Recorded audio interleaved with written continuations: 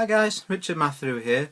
Today's video is going to be about quite a serious subject really, and it's something that everybody faces. I face it myself, and perhaps in the situation right now, and that is whether or not to quit your home business. Now, it's a really tough spot to be in. Maybe you're in the position now where you're thinking, is this for me? Can I do this? The doubt creeps in, and that worry of maybe this isn't the solution that I thought it was going to be. So if you're in that situation right now, or perhaps even if you're not, if you're in this game long enough, you will come across people who do say that to you. Think about this video and it's going to help you out. So what I want to say is a few things to help you try and make the right decision for you. And the first thing I want to say is make sure that the reasons behind whether you decide to continue or not are your reasons. Plenty of people don't get our industry, do they? They're always in your ear. It's a scheme, it's a this, it can't work, it's a con, blah, blah, blah, blah, blah. And who cares? This industry isn't for everybody. Same with anything in life. There's always somebody who wants to use an excuse for them not doing something by belittling your efforts. I was in health and fitness for a long time. You get people talk about smoking. If you want to smoke, you want to smoke. If you're a big boy or a big girl, go ahead. But what you'd always get is, instead of them saying, I want to smoke, I like smoking, it would be, well, I can show you a 90-year-old that smokes 20 a day. Yes, sure, I can show you millions of people that died a lot younger, if you want to play that game. So it's the same with your home business.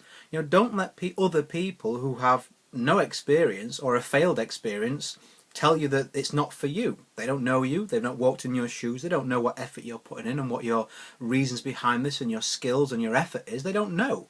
So don't listen to other people. Make sure that it's your own reasons why you've come to this point. Not somebody telling you you're not good enough. Not somebody chipping away at your confidence. Not somebody trying to talk you out of it for their own gain. That's just selfish and you're going to regret it. You don't want to be in a situation whereby you will never know. Not knowing, I think, is worse than actually not being up to scratch.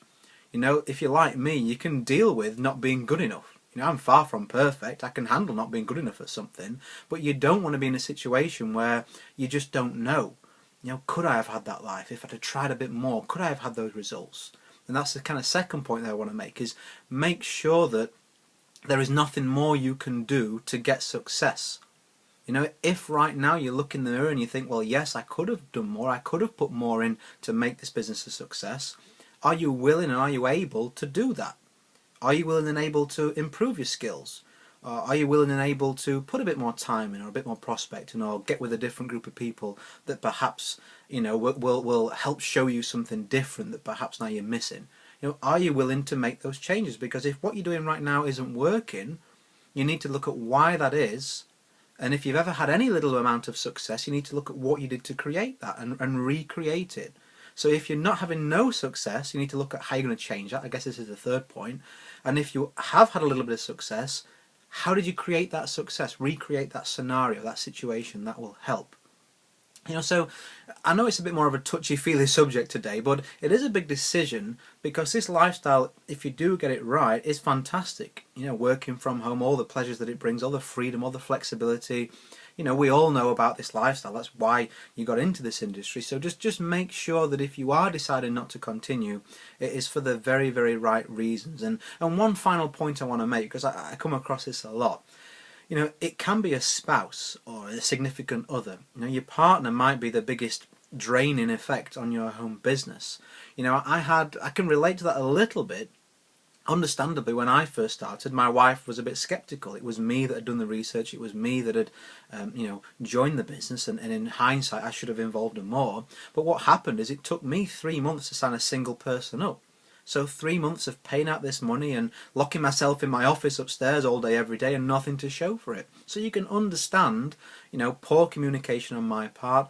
It just looks, well, he's in that room all day and there's nothing to show for it. Perhaps you're in that same situation. At least try and open a channel of communication. At least sort of let them know, sit them down and say, look, I know it's tough. I know we're in a spot. I'm trying to get us out of it for my own pride, for our future. We are going to have to go without for a little while. Maybe there's not a holiday this year. Maybe we have to sell a car. I did both, by the way. You are going to have to sacrifice and determine how serious you are about making this work. And if you are, and you can communicate that with your partner, I'm sure that will give you some leeway. I'm sure it will, because everybody wants their significant other to be happy. and obviously not getting success makes you unhappy. Making a success of this and the lifestyle it brings will make you happy. So yeah, I just want you to take on board those concepts, before you make that tough decision, because you have got a lot of potential, and just some quick tips to move you out of it. If you're struggling, I've touched on this all the time. Get directly prospecting 20 people a day. Make sure that you're looking at improving your skills where you're lacking, and don't mess around with anything else. Those two things will I always say, prospect yourself out of a bad situation. The more people you tell about what you're doing, the more people you look for and show your business to, you will eventually get results. So I look forward to seeing you at the top. Everybody needs to pick me up now and again. I hope that's given you one, and it's going to be Friday when you're watching this probably, so that's when I'm going to put it in the post. Have a great weekend. Go out and get some success, and I'll look forward to seeing you on Monday with probably a more positive and a more coaching-y type video. So I'll see you then, guys.